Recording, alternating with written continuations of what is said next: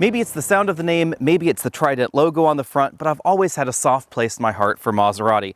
Today I'm taking a look at the best-selling Maserati in the United States, the Maserati Levante. And I'm not driving the absolute crazy top-end trim, I'm driving one of the more affordable versions. This is the base model with the Gran Lusso package and a decent number of options on it. But this model right here comes in around $80,000, so certainly within the price range of a BMW X6 and a Mercedes-Benz GLE. But perhaps the most direct competitor to this in the United States at the moment is something like the Porsche Cayenne, because this does start notably higher than a BMW X5 or X6 or the Mercedes-Benz GLE, but comparably equipped, it is right in the same neighborhood as that Porsche. Because the Levante has been on sale for a while, this model year brings us a refresh. So we get a slightly tweaked front bumper and a slightly tweaked rear bumper to make it look a little bit more modern and a little bit meaner.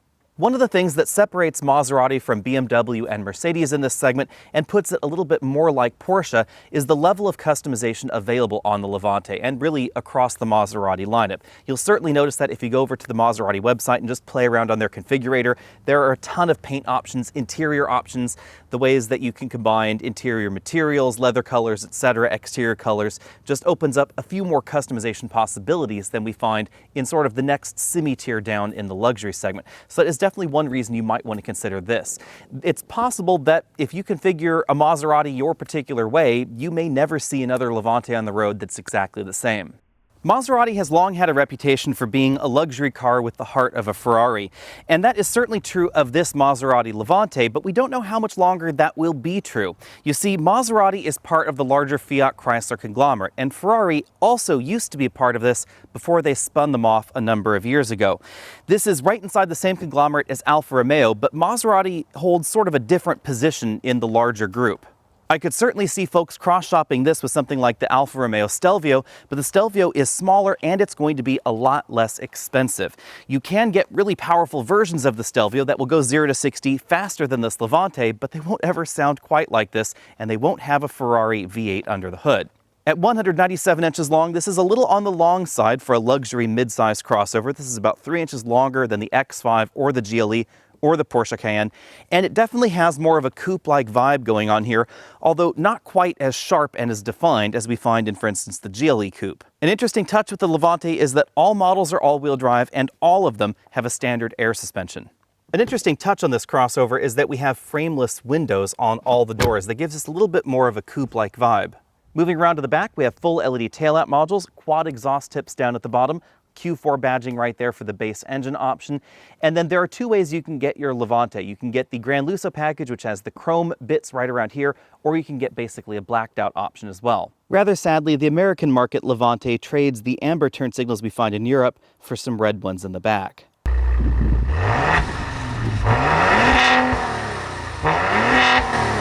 The Levante is available with a 3.5-liter twin-turbo V8 engine essentially borrowed out of the Ferrari California. It produces 550 horsepower and 538 pound-feet of torque, or if you get an optional trim level, 580 horsepower. That is not the engine under this hood. This engine is a 3-liter twin-turbo 6-cylinder engine. The design of this engine is loosely based on that 3.8, and it is assembled in a Ferrari factory, but some of the components come from other factories worldwide inside the Stellantis envelope. Under this hood, the engine produces 345 horsepower and 369 pound-feet of torque. If you get the next model up in the lineup, it bumps things up to 424 horsepower and 428 pound-feet of torque. So there are 4 different power levels available in the Levante. All 4 engines are mated to a standard 8-speed automatic transmission and standard all-wheel drive. This particular model is rated for 22 mpg. When it comes to front seat comfort, I give these seats 9 out of 10 points. I am surprised that we don't find quite as many ways of motion as we find in some of the competition. Now, again, keep in mind I am driving the base model essentially. We do have a 4-way adjustable lumbar support and a powered tilt telescopic steering column. Both are memory linked to the 2-position memory over there on the door, but no extending thigh cushion, no inflatable bolsters here.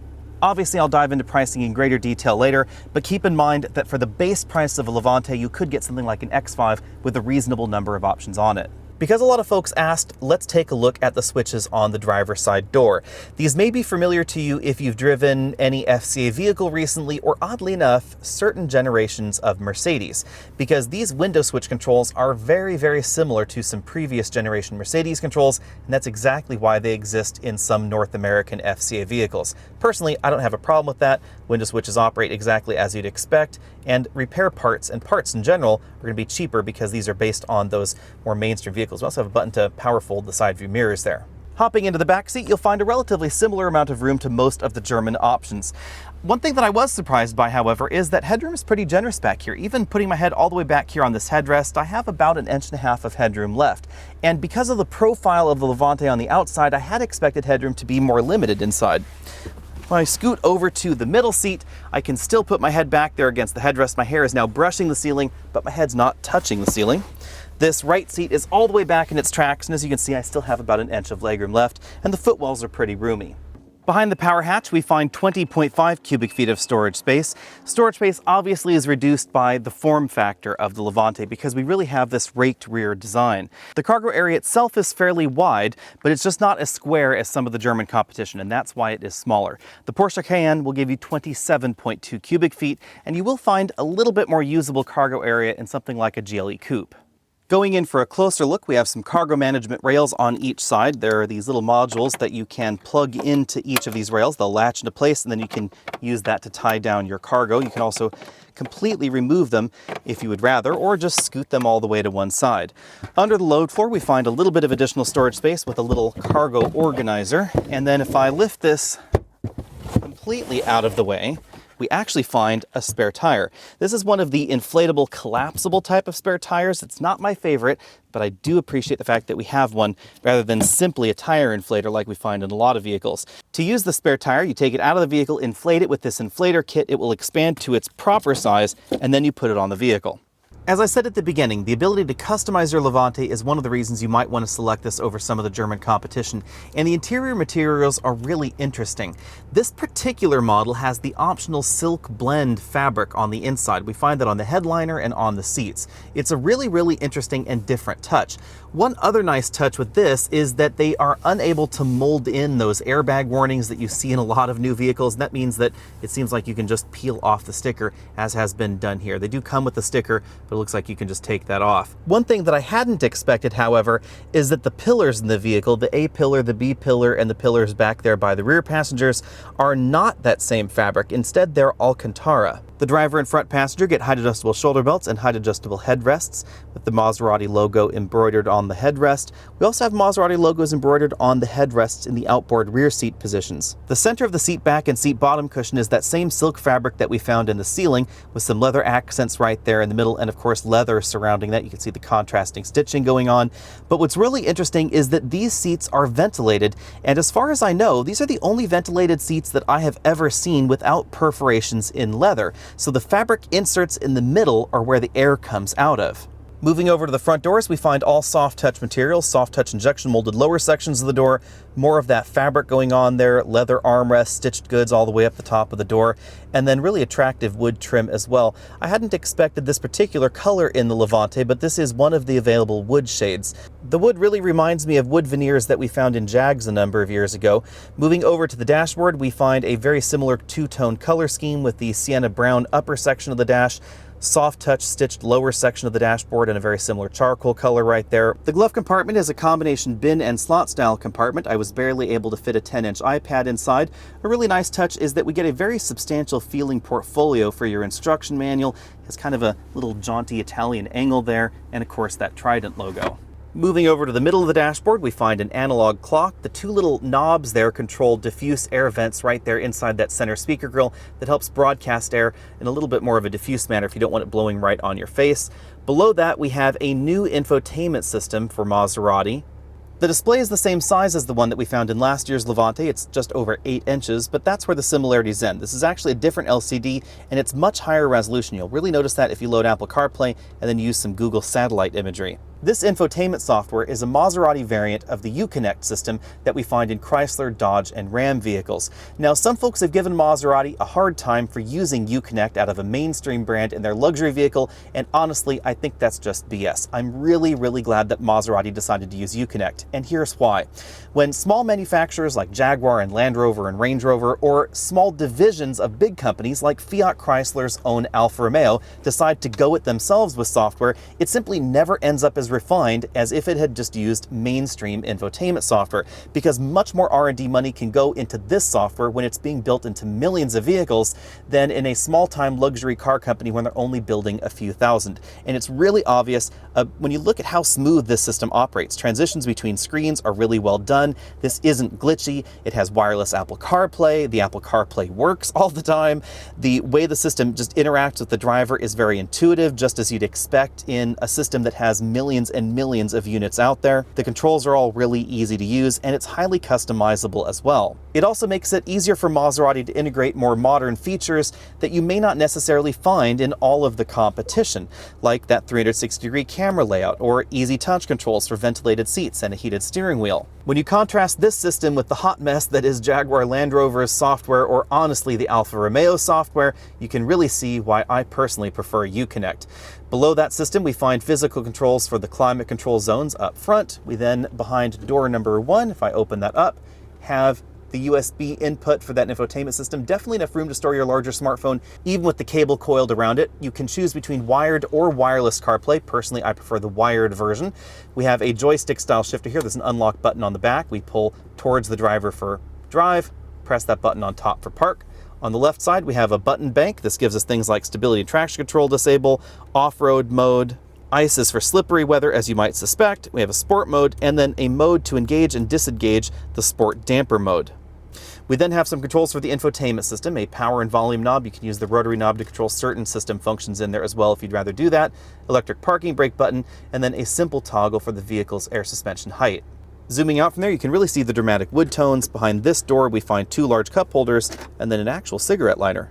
Between the front seats, we find a bifold center armrest and a surprisingly deep storage compartment with 2 cup holder cutouts down there at the bottom. That's kind of an interesting touch. I was actually able to fit a large American-style takeout drink inside here, actually 2 of them in there, and then you can also put an extra 2 over here. That's pretty rare for European vehicles to really easily accommodate American takeout drinks. The instrument cluster features analog dials for the speedometer and tachometer, and then a 7-inch LCD in the middle for the rest of the displays. This display is also common with other Stellantis vehicles. You can see we have a digital speedometer in there, a vehicle readout screen where we have a ton of different options: tire pressure, oil gauge, transmission temperature, battery voltage, etc. Personally, I find the torque distribution gauge the one that I like to have on all the time, just because. Driver assistance, turn-by-turn navigation direction, status of start-stop system, and of course vehicle messages and settings as well. The steering wheel is a round 3-spoke design with an interesting split down there at the bottom of the steering wheel, and an interesting touch as well around the rim. Rather than having wood sections in the wheel or a wood inlay right on the face like we see in some of the competition, they put a wood strip running all the way around the steering wheel on the outside. Now, personally, I found that a little bit less comfortable because it does make the steering wheel have kind of a funny profile, but does give it an interesting look, especially from the passenger seat. And that's what's most interesting. If you're driving the vehicle, you actually can't see the wood trim, but if you're a passenger, you can see it over here on the side. On the right side of the wheel, we find the voice command button, phone button, and then controls for that multifunction LCD. On this side, we have the controls for the adaptive cruise control and the lane keeping assistance system. You'll find the controls for the infotainment system on the back of the steering wheel. Volume up and down over on the right side, track forward, backward on the left. Bearing in mind that this is not the fastest version of the Levante, this went 0 to 60 in 5.8 seconds, and the V6 has a nice sound to it, even though this is not a terribly large V6 at just 3 liters. The exhaust really has a definite burble at idle, and it has some really nice pops and crackles as well. In my 60 to 0 stopping test, it took 123 feet to stop this from 60 miles an hour back to 0. That is on the long side of things, and there are 2 reasons for that. The first one is the Levante is fairly heavy. Standard air suspension, standard all-wheel drive, all that makes this vehicle heavy, and it is a little bit bigger on the outside than some of the German competition.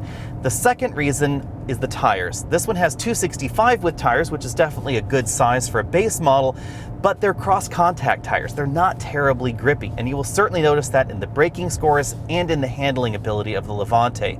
These tires squeal a little bit too easily, they give up a little bit too early, and this definitely won't have the road holding ability or the stopping ability that you'll find in some of the competition or in the upper end models of the Levante. Now, on the other hand, this is something you could very easily fix yourself. If you bought a Levante, you can just put summer tires on it. You can get better tires from Maserati if you want to as well. And that's certainly something that I would do if I were shopping for one of these. I would simply skip this nearly $3,000 paint option and instead spend that on better tires. Mainly due to the tire choices on this particular Levante, this is simply not as much fun as the last X5 or GLE that I drove out here on the same roads. But I have driven a more expensive version of the Levante with better tires on it, and that is certainly a blast. The important thing to remember about the more affordable versions of the Levante, like the one that I'm driving today, is that this might have the heart of a Ferrari, but it has the body of, well, maybe we should just say the average American rather than some sort of stunning hot Italian on a beach. Any way you slice it, 4,650 pounds is a little heavy for a mid-size two-row crossover, but handling is something that you could definitely improve yourself with different tires, so I'm still going to give this an A- when it comes to handling. Thanks to the standard air suspension, the ride quality in the Levante is excellent. If you get the sportier versions of Levante, then the air suspension is tuned towards the firmer side of things, but even in this model, it's definitely still comfortable when you engage the sport mode. When it comes to ride quality, I'm certainly going to give this an A. In addition to giving us a plush ride, the adaptive air suspension also has off-road height modes, which is really an interesting twist for a luxury segment vehicle like this, because not too many luxury segment options allow you the option of increased ride height for off-roading. Not that too many people are going to take their Levante off-roading, but this all-wheel drive system is fairly capable as far as that goes. Of course, if you wanted the ultimate in off-road ability, you'd probably want a Land Rover or Range Rover product in this segment because they're going to be much more focused on that. They're going to have two-speed transfer cases, center differential, locking differentials, etc. In my cabin noise test, I measured 70.5 decibels in here at 50 miles an hour, making this a little bit louder than the X5 or GLE. I think that's mainly wind noise due to the frameless windows. Over a week of mixed driving, I've been averaging slightly better fuel economy than the EPA numbers would suggest. I've been averaging 23 mpg in this V6 all-wheel drive model. So as far as fuel economy goes, I'm going to give this a solid B. Obviously, there are more efficient options out there, but when we're talking about fun options in this segment, clearly there aren't going to be very many. You could get a hybrid alternative in this segment, and obviously that would get you better fuel economy. Plug-in hybrids as well are going to give you better fuel economy, but they aren't going to have the kind of engine note that we find out of this V6 or the optional V8. I'm really glad that Maserati sent me a base model Levante because the last one that I drove was the twin-turbo V8, and obviously that's fun and absolutely bonkers and really expensive and all that. But this is a vehicle that more shoppers are going to be interested in, and honestly more shoppers actually buy, because this is the one that's going to compete more directly with the mainstream entries, BMW, Mercedes, etc. And by that I mean mainstream luxury options, obviously not Kias or Hyundais. But this is the kind of vehicle that someone that's shopping for an X5 or a GLE might say, you know what, if I were willing to give up a few options, a few doodads, I could get myself one of those. I could have something with more customization ability, something that's a little bit more unique, a little bit rarer, and honestly with a bit more personality. And that's probably the best thing I can say about this Levante, is that it has personality in a segment where honestly the X5 is perfect, but that perfection has come at a price, and that price is personality. It just doesn't feel as unique. It doesn't feel quite as special. It feels sort of like, you know, the ultimate luxury Honda Accord in a way. And that's not a diss on BMW, because the X5 does everything incredibly well, but that lack of flaw, I guess you would say, gives it less personality than the Maserati Levante. This suspension tune is not exactly my preference. I prefer the suspension tune in the BMW X5, to be perfectly honest. This one has a little bit too much body roll, but it certainly has personality. The exhaust note, the way the suspension behaves, the way the automatic transmission shifts is a little bit different than some of the other vehicles that use the ZF 8-speed, and all that comes together to give a vehicle just a different flavor, and I like the fact that something's different here. So in a sea of sameness where BMW is the new Mercedes and Mercedes is really trying to go up market to really capture the kind of customers, honestly, I think that the Levante was targeted for originally, it's refreshing to have something that's different.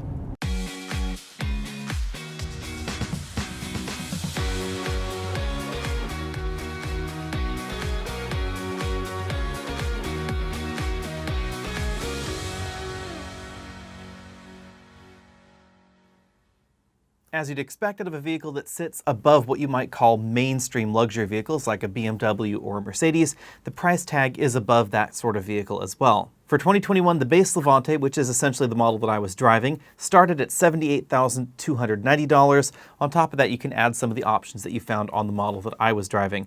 But the price tag of the model I was driving wasn't too far above $80,000, so it wasn't really as fully loaded as they can get. If you want a V8 engine, for instance, that will set you back at least $125,890, although it is one of the least expensive ways to get a Ferrari engine. The base model comes standard with all-wheel drive and the air suspension, so definitely keep that in mind when comparing this against some of the competition. Now, some competitors do have standard air suspensions, like for instance the BMW X5 for 2021, but not all of the other options out there do.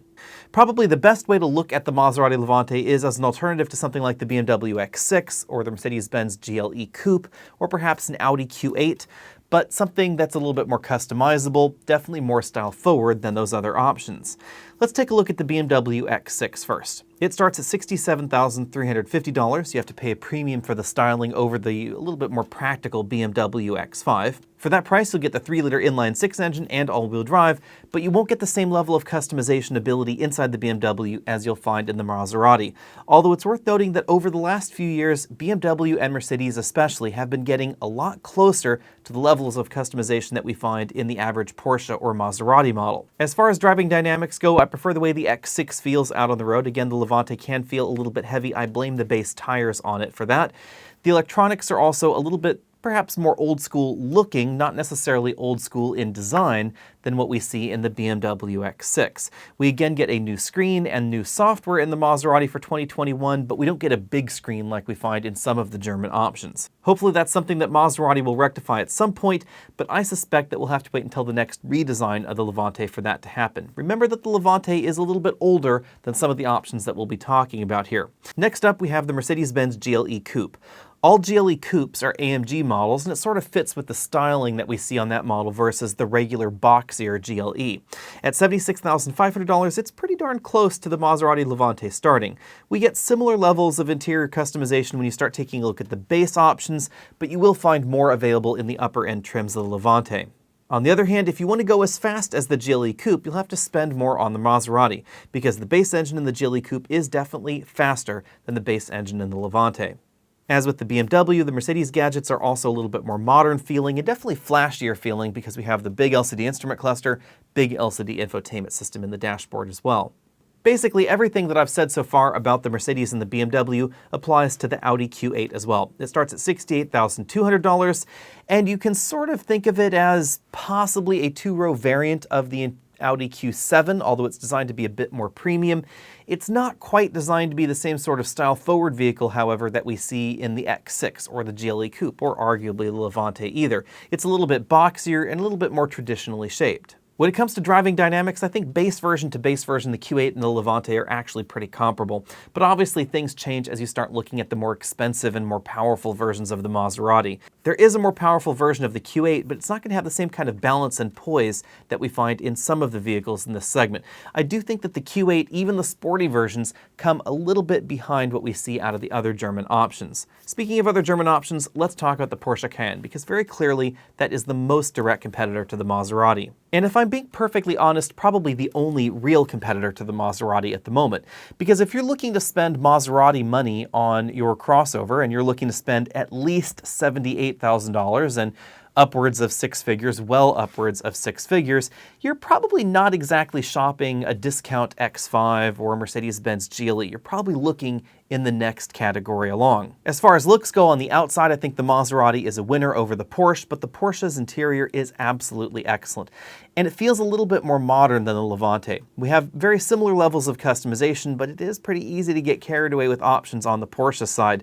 There are a ton of options available on the Maserati, but nobody does expensive options quite like Porsche these days. And you will certainly notice that if you go to their website and you hang out on their configurator for too long, they have a ton of different options, many ways of configuring your Porsche, and all of them are pretty darn expensive. As far as performance goes, there are versions of the Maserati and the Porsche that are similar in terms of performance, and then there are a decent number of Porsche variants that are going to perform a little bit better than the Maserati. But as with any high-end vehicle, you will certainly pay for those options and the performance level in the Porsche. And as you start taking a look at the higher-level performing versions of the Cayenne, the Maserati may actually end up looking like a pretty good deal. But bottom lining the Maserati, I think, is actually a little bit easier than any of this, because at this price range, it's less about how the vehicle compares with the competition, and instead how much you like the style. Do you like the seats? Do you like the allure of the Maserati logo? Do you prefer an Italian car and the way that it sounds, the exhaust, the way the engine sounds, the way the power builds, etc.? Or do you prefer something that's a little bit more dramatic, like the Porsche Cayenne? And these vehicles will definitely feel different out on the road. Which one is right for you will depend on your preference. I personally think that I lean more towards the Porsche side, but I have to admit I like the uniqueness, I like the look of the Maserati, and if I were shopping in this segment and I was willing to spend about $100,000 on a new SUV, that uniqueness and that level of customization is perhaps a little bit bigger of a draw for me than driving dynamics, so even though the Maserati may not perform and may not drive quite like some of those other options, I might put it a little higher on my shopping list as a result. Let me know what you think about all that down there in the comments section below, and what would you buy if you were shopping in this segment, especially if you're looking at a base option or a closer to base option like the one that I was driving this week, somewhere around $80,000 to $85,000. Let me know down there. Find me over at facebook.com/AlexNautos, and of course, head over to the merch store at AOAmerch.com. I'll see all of you later.